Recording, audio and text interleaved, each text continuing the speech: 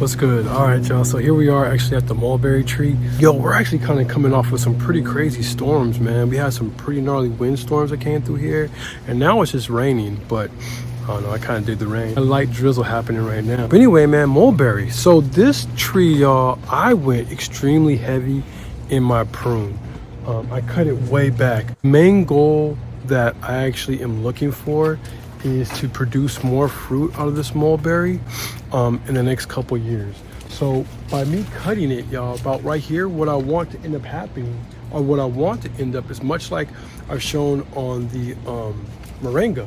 I wanted to actually now to begin to side bush out a lot more to create more nodes, which will create more branches, which will create more fruit, to make it actually more like a bush. That's kind of what we're going for here. That's why actually I cut, you know, pretty significant pieces off of this tree. A lot of times with mulberries, y'all, if I could find one on the internet, I'll put it up. What you find is them getting really tall, and then it appears that somebody might have harvested while it was way up high, you know what I'm saying, as opposed to down low.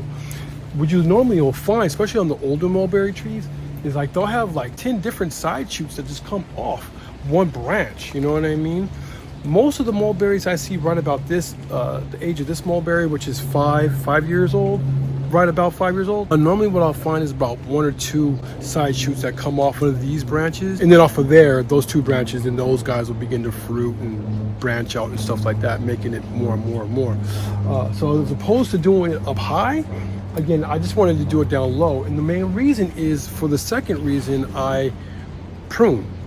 So I think, man, when you go to prune something, y'all, you kind of want to know what your outcome is going to be. For me, the primary objective, pretty much every time, fruit, and then making the access to fruit easy. It's pretty much my primary objectives when it comes to actually pruning a tree. Secondary is for airflow, which is going to just kind of come from the way I prune my trees. Third is to actually make some kind of shade, normally for the crops that I had down below in this area. Just because the way life is lifing for us, y'all, this year, we're gonna actually be doing a lot more with wicking beds, and more than likely gonna have a shade cloth across the whole entire plot, at least until I can grow enough shade trees like this to actually offer a bit of a canopy, at least to the about this height here, you know what I mean? Something that I can walk under pretty comfortably. It'll be like nice and compact, but I figure it'll be pretty dope and easy to manage, and plus pretty plentiful throughout the course of the year. Again, I ain't trying to get up on ladders, man, and harvest, and you know what I mean? As long as I can maintain and keep my fruit trees, you know, this size right here, me and fruit trees are cool. Keep in mind, because I know there's a lot of people out there already saying this, by me doing this, y'all, next year, I don't really expect a huge harvest, but the year after that, I do expect a huge harvest. Most mulberries, y'all, they fruit on 1-year-old branches. So I think the Pakistan, however, man, I'm not going to say that I'm not going to get any fruit. I'm pretty certain that we will. Yeah, because the Pakistan might be a bit of an exception to that rule. I want to say everbearing is definitely an exception to that rule. I've seen everbearing mulberries get pruned way back and then have fruit pretty much as soon as the leaf started growing. It looked like fruit was growing as well, or at least the flowers were growing. Because I did this, I'm gonna just get explosions. The idea is just get explosions of branches at each one of these cut points, y'all. You know what I mean? And then from there, what I think I'm gonna end up doing is allowing it to grow for the full year, get what we get, and then we're gonna end up pulling it down, something like this, as opposed to actually cutting them. We'll probably end up pulling it down, pulling a lot of the branches down, and then allowing them to bud out and give us again some new year branches to give us more fruit. Then of course, after those have fruited off, we'll go ahead and prune those down, and then do the same thing to the next set of branches or whatever for that year. The thing that I wish I had done a little bit differently, although there's a really good chance still, I don't know, is maybe left a lot more of these side shoots on. Maybe I should have cut them back a little bit more as opposed to cutting them all the way down, because now I have to wait for a node to come out. Some of them actually might still give me something, but I feel as though I cut down a little bit too far. But there's a lot of nodes kind of popping up on them, so they already look like they're going to start bushing. So check it out. So when you look at something like that, y'all, you're already seeing a node getting ready to pop off, right? And so by me cutting this right here, what that's going to end up doing is forcing a lot more pressure into that, and it's going to explode and bring out more another branch. You got more like that that's going to happen there. It's going to happen here. Yeah, and that's pretty much just going to happen all along this tree, y'all. All these little node marks are going to just blow up now, because not necessarily just because I cut this down. I mean, it was going to do that anyway, but now it's going to actually make this happen probably a lot faster. And these branches are going to be way more significant. Got more happening here, pretty much all over this, man. Come this spring, y'all, this mulberry is going to be covered in branches. I'll let it grow. We'll probably even do the whole bending thing with some of the new growth, like I was talking about before. We'll kind of bend it down. We'll see how it really works out. Or I might just let it get to a certain length, probably no more than here. I don't know, man. I kind of want to bend it to see what we get, and then clipping back a lot of the other growth that might have come off. That's just less appealing. Another key thing for me when it comes to pruning, y'all, is the ability to pretty much stand inside of the tree like a bowl. You know what I mean? Wow. So as the year progresses, all the branches that start growing in this area, I'll just keep that clean. You know what I'm saying? That way I can reach everything. You know what I mean?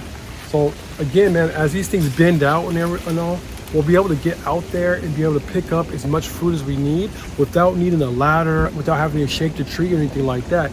This is gonna make it a lot easier to harvest this tree, because mulberries give a lot of fruit, you know what I'm saying? So the easier it is for me to come out here and harvest really just depends on the way I go about pruning it the year, like, well, now. For me to be able to harvest it easy, I want to make sure that I prune it correctly to make sure that I can actually harvest and get a lot of fruit. And protect this area is going to be nice. Eventually, too, a lot of this lateral growth is going to become, that's odorous, y'all. A lot of that lateral growth is going to be coming out here. We could actually start boring that down. You'll start having more lateral growth come off this side, and as well as kind of up. You know what I'm saying? It's not going to just go like that. A lot of it's going to go up, you know what I mean? But like I said, yeah, then we'll boil it down. It's going to be dope, dude. I'm looking forward to this. These ones that I left on here, like this one, I didn't leave it on here for really any reason other than I wanted to air layer them. A lot of these branches, try to make it all in this one video, but I don't think I'm going to be able to. A lot of these branches, y'all, I'm going to actually just go ahead and cut down and see if I can't get any clones out of this tree outside of the air layer. I already have 2 air layers from this Pakistan mulberry going right now. Just waiting to see if they're actually going to take. They didn't root properly. We'll get into that in another video. We got a little bit of roots, but not nearly as much root mass as I would like to see for the size of the cutting that I took. Yeah, there's a lot going on with these mulberries, y'all. Stay tuned. I just, like, again, I don't want to cram up this video. I don't make it super long. So we'll actually turn the whole cloning thing into its own video. But if you guys have any questions on pruning your mulberry, let me know. Again, this is very heavy.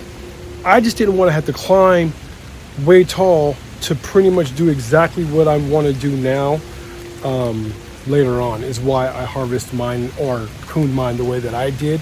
But you could pretty much get away with doing a lot, man. These trees are extremely aggressive growing.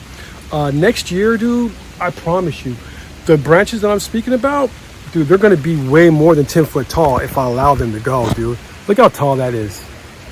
Yeah, it doesn't take long for a mulberry. Damn, it's raining for real. It doesn't take long for a mulberry to get, you know, a significant height. So yeah, about time next year rolls around, or about time actually even spring rolls around, we're going to see some significant growth off of this tree. I can't wait. It's going to look dope, dude. It's going to be like a big bush by the time we get done with it, just full of fruit. And it's going to be ill. And I got another mulberry. We got mulberry. Yeah, y'all. We'll talk to y'all. Peace.